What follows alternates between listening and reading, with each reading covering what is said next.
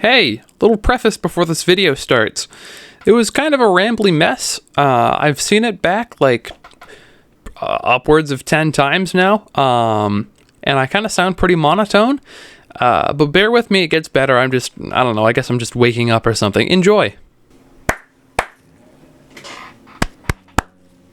I'd really like to put that light on back there.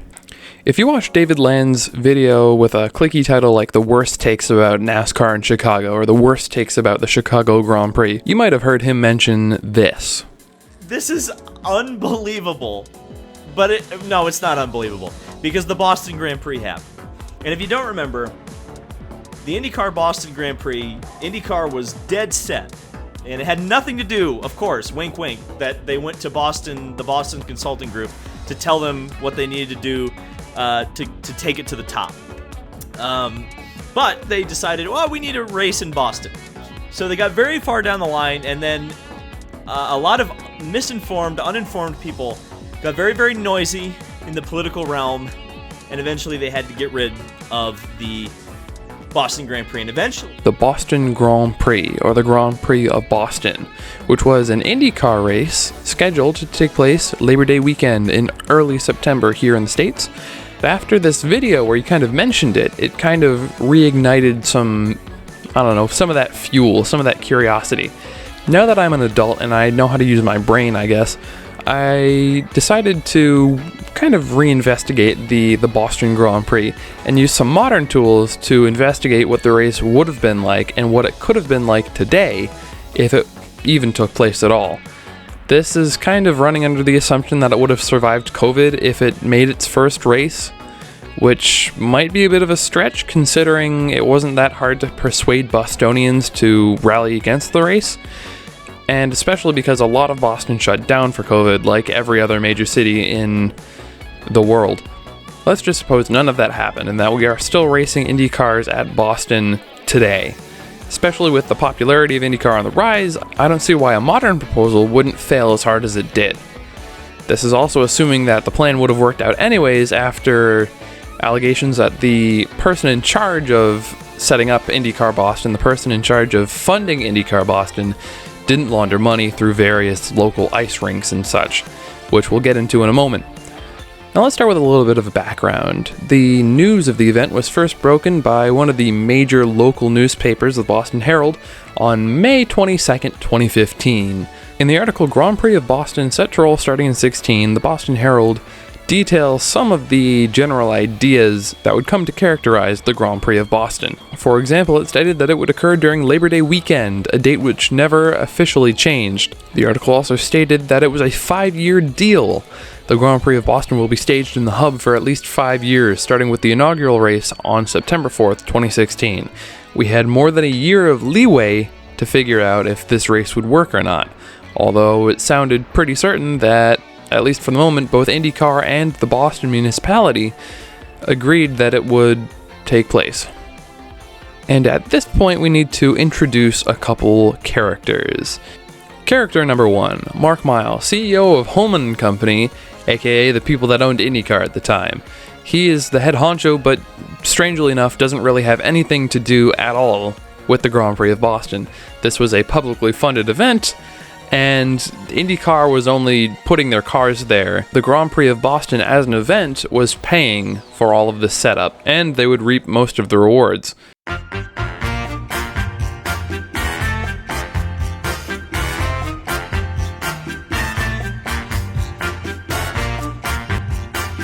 Character number 2, Marty Walsh. Marty Walsh was the mayor of Boston until September of 2021.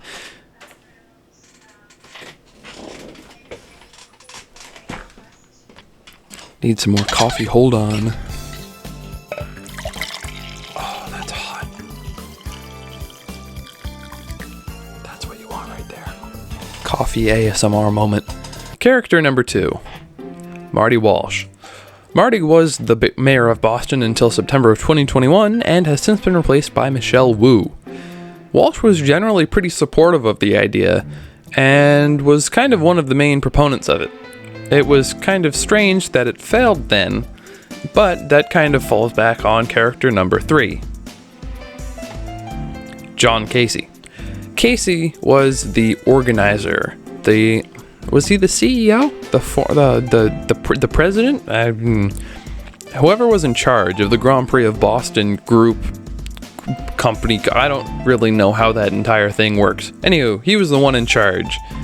And he did some kind of sketchy things that means the Grand Prix of Boston probably wouldn't have happened anyways, but he's someone to look out for. So before we go through a little track guide, we're going to start with some history. History that you can pretty easily sift through using the Internet Archive's Wayback Machine on archive.org. The site will be listed down below, but you could also explore a little bit more if you just searched IndyCarBoston.com on the Wayback Machine. Now, if we go back to the earliest capture, the earliest snapshot of the site, we have to go back to May 30th, 2015, just 8 days after the Boston Herald announced the race would be happening in Boston. Things are generally pretty promising for the moment. We see our first glance at the track map, and it's very simply just a nice cover page for the race. We've got a bunch of promotional whoop-de-doos and, no real definitive sponsor support, but that is all due to come in later revisions of the site. Now this capture is a little bit sketched, but we can see the first emergence for support of this event.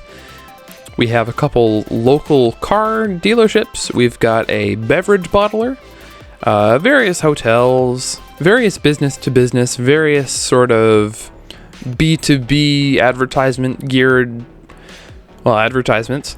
And we can see some more sponsors and an actual sponsor banner established on the snapshot from October 22nd, with new entries from local banks, local builders, local comedy clubs, local restaurants.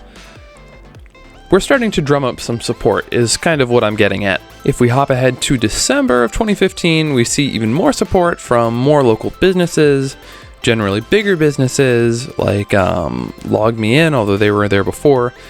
Some more general corporate sponsors of IndyCar, Firestone. We've got some radio stations, WEEI, WAAF, New Balance. Generally, you can get the idea that this race is going to go ahead. We've got a lot of local support, we've got a lot of local business interest, and we can see that they've got various social media pages coming up. We're 265 days away. And this is generally the trend for quite a while. As we go deeper into 2016, we see a lot of the same stuff, except for one capture in particular, which introduces a new track layout, taking advantage of a parking lot just off the waterfront without actually breaching onto that main road. We can see that Congress Street is now no longer a turn, and turn 4 is now turn 3, turn 4, and turn 5.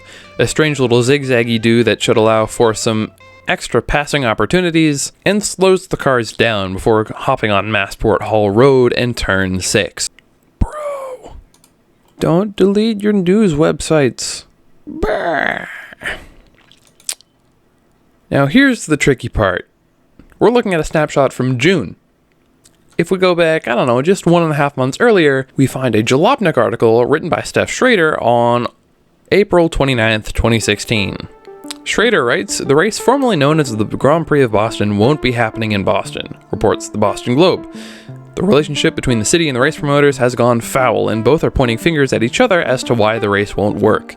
Organizers are now looking for a backup city for the race," implying, of course, that the Grand Prix of Boston would still happen in a New England city, or at least a city at all.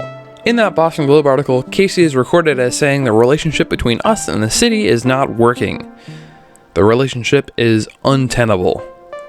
This is all to say, plans with Boston had gone south, but the event wasn't technically bankrupt yet.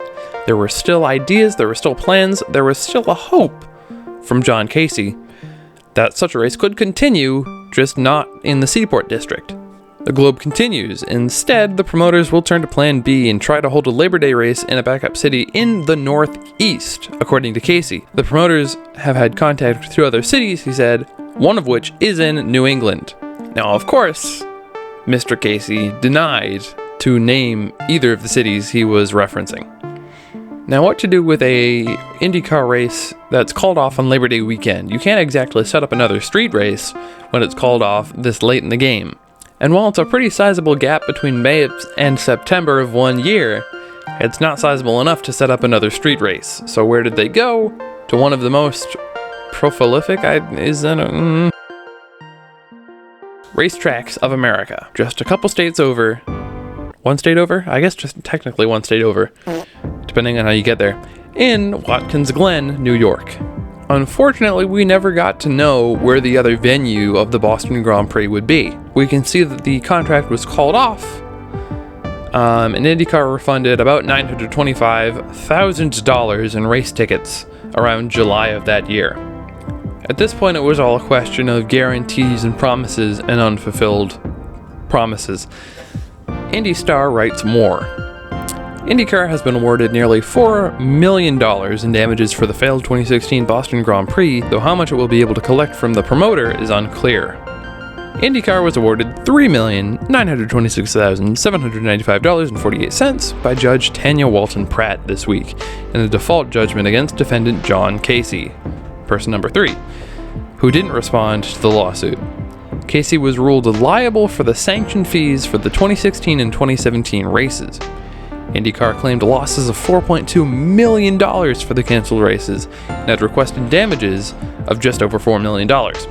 Of course, Mark Miles, person number 1, 2, I forget, was suitably upset. The judge ruled that Casey's obligations under the guarantee became due and his failure to compensate IndyCar resulted in his breach of his obligations thereunder. And of course, you might think the story stops there. John Casey kind of just fell into oblivion and, well, surely that's the end of it, right? Nope, there's more. It was about 2 years between John Casey filing for bankruptcy for the IndyCar Grand Prix of Boston group and this article coming out. 3 years later, in 2021, John Casey was found for something a little more nefarious. Many different news sources picked this one up, but I'm going to turn to one of my local stations. Boston Grand Prix CFO who admitted to fraud, money laundering, sentenced to 4 years in prison. John Casey pled guilty to federal charges including wire fraud, aggravated identity theft, money laundering, and filing false tax returns. Yikes. So what does this mean for the Grand Prix of Boston? Did it ever really have a chance? Could it have ever taken off? Was it even possible? With all of the crazy money stuff that John Casey was responsible for, could you replace Casey, somehow save the economic status of the Boston Grand Prix, and actually put cars around the track? I don't know.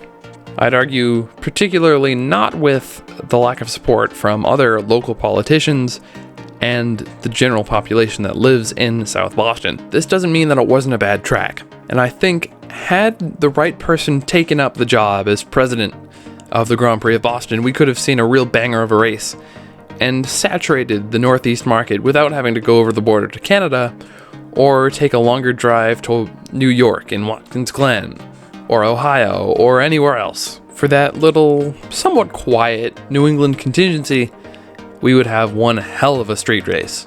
And now we're going to go through it, at least a modern interpretation of it. There are a couple spots that I took the liberty of changing because the layout just didn't exist. There was no possibility for such a layout to exist. Main problem with this is that we're left with two different proposals. One is more boring and doesn't really have that special zing of the original track. The other takes up an entire city block, cuts off a road that would have been used for traffic rerouting and detours, and would see the cars passing right by the waterfront, which, while cool, would probably be dangerous and would add even more cost to an already somewhat expensive venture. Let's take a peek. Now, let's start the tour where all laps but one will begin, the finish line, and a service road for the National Mail. The road is bookended with right-hand turns. It's fed by a long sweeper and finishes with a slight kink towards one of many 90-degree rights. Turn 2 leads onto Congress Street, which snakes to meet the profiling of the waterfront. This not-so-straight between turns 2 and 3 gives a Baby Baku sort of vibe and leads to the tripping point of this modern interpretation. As I've discussed earlier, the turn 3, 4, 5 complex was supposed to run through a parking lot, standard affair for a street course, providing enough of a designed sandbox to slow cars down enough to create potential for spicy dive bombs. However, This parking lot has since been replaced by the Hyatt Place Boston Seaport District Hotel. So it leaves us with only two real options, and I'm choosing the more boring one for the sake of realism and, well, drawing. This adopts a couple concepts from early 2015 with a simple cut through Starboard and Silver Line Way, which is frankly a bit boring and would cause one hell of a widening problem, considering we've got one little triangle median to worry about. But it gets us on a Massport Hall Road with a long, sweeping right-hander that is turn 6, which will punish cars running side by side if one can't pull ahead of the other as they rocket towards the Enigma that is turn 7. This one was pretty tough to figure out, honestly. Google Maps does not do well with dual-level roads, especially in the case of Fargo Street, where the exit under this Weston right by turn 8 is often blocked off for logistics. This likely wouldn't be a problem for the actual race though, as this Weston was listed as an official partner on the promotional website for the race. Turn 9 is another right angle and feeds directly to D Street. 150 meters in and the lawn on D is but a blur in the right peripheral of the drivers. Another 450 sees the drivers at another hard, slow 90-degree right of the intersection between D Street and Cypher Street. Now, the official pit lane designs weren't actually finalized by the organizers before the event was shut down. However, I'm making a pretty safe bet that the intended pits would have been found on West Service Road, marked here. It's a dinky little 2-lane road that runs parallel to South Boston Bypass, with some pretty expendable junk storage and a strip of dying grass separating the two. I reckon it could relatively easily be paved over for a pit exit, and it would create a pit lane that's longer than Toronto, so I mean it's plausible. If drivers miss the admittedly sharp turn into the pits, which could be eased by removing some semi-permanent chain link fence, they'd have to prepare for the right onto South Boston Bypass, a straight shot bisected by the start, but not the finish line. That's right, we're using a Mid-Ohio style timing lane split, which we cross before hitting turn 1 for the first time this tour. Turn 1 is the other of two right-hand corners that frame the pseudo-straight where we find our finish line, and it's about where our tour of the one lap of the Boston Grand Prix will end. Hey, it's 3 days later, and I'm just recording the outro for this video now. You might see me, you might not. I don't know what I'm going to put in place of it. But that was a tour of the lap of the Boston Grand Prix, and that'll be the video. I just want to thank you for watching if you've made it this far, or even just for skipping to the end. I really do appreciate it. This is my first video project in a long while, so it took a bit long, and it probably didn't turn out the best. But it's the best I can do for now, working around, well, work. But if you enjoyed and you want to see something similar on maybe what exactly John Casey did with all of his weird money shenanigans, or you just want an extended look at what the Boston Grand Prix was, how it actually came up from the beginning, and kind of how it fizzled out for real. This was more of just like a ramble of sorts, where I wanted to get some thoughts out there, wanted to make a video, and it was more about the track than it was the politics that led up to it. I tried to note where things were inaccurate, where there were little inaccuracies in my recording, but I couldn't catch it all. So if you catch something, please let me know down in the comments, because I benefit from knowing about this and from these changes as much as you do. If you enjoyed, make sure to leave a like, maybe subscribe for some more content in the future. I don't know. I really like doing this IndyCar stuff because it's off the beaten path. It's through a couple fields that some people have gone through, and there are some, light footprints, but I'd always love to kind of bolden that trail. I don't know where I'm going with this, but yeah, like, comment, subscribe, let me know down below what you thought, and I'll catch you next time. Peace, guys.